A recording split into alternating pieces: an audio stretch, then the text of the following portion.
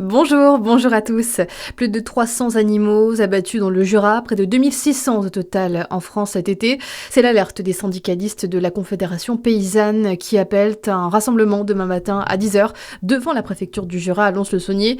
Ils veulent dénoncer le traitement de la dermatose nodulaire par l'État notamment et l'abattage des bovins.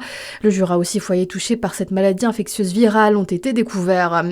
Aussi, un premier foyer d'influenza aviaire hautement pathogène confirmé en Côte d'Or. Il s'agit d'un élevage de 500 volailles à Torrey-sur-Ouche, entre Dijon et Chalon-sur-Saône. Cette autre infection virale hautement contagieuse concerne les oiseaux sauvages domestiques ou d'élevage. Des zones de protection et de surveillance ont été mises en place. Aussi, pour limiter la propagation, les mouvements de volailles sont interdits. Il est également conseillé d'éviter de fréquenter les zones humides étant fréquentées par les oiseaux sauvages notamment. La consommation de tout produit alimentaire à base de volailles ne présente aucun risque.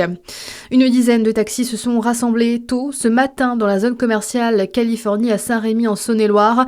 Une mobilisation pour dénoncer la réforme des transports sanitaires qui rendra le transport médicalisé. La nouvelle convention cadre avec l'assurance maladie entrée en vigueur samedi a réduit le coût des courses prises en charge par la Sécu.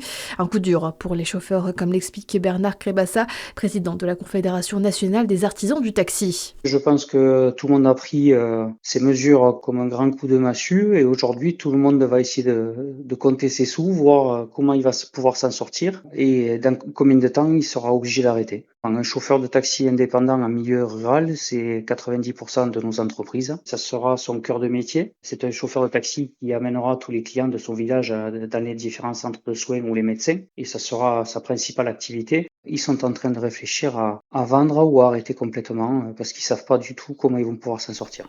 Une action similaire avait été menée vendredi dernier à Dijon pour contester ce nouvel accord cadre. Dans le reste de votre actualité, le chèque énergie va bientôt arriver chez vous. La distribution commence aujourd'hui. La date d'envoi diffère selon les départements. Certains devront encore attendre la fin du mois. Le montant du chèque énergie s'élève en moyenne à 150 €. Environ 5,5 millions de foyers devraient en bénéficier cette année. Les propriétaires des résidences secondaires, eux, doivent recevoir en ce début de semaine leur avis de taxe d'habitation. Un courrier qui ne devrait pas faire plaisir car près de la moitié des communes concernées ont décidé de la majorer selon la Direction générale des finances publiques. Et puis attention, le Doubs et le Jura qui restent placés en vigilance jaune face au risque de crue par Météo France. Hier, c'est notamment le département jurassien qui était concerné par une vigilance jaune pour risque d'orage. La prudence est donc de rigueur, c'est ce qu'a rappelé hier la préfecture du Jura dans un communiqué. Voilà pour l'essentiel de vos informations. À suivre votre météo sur Fréquence Plus.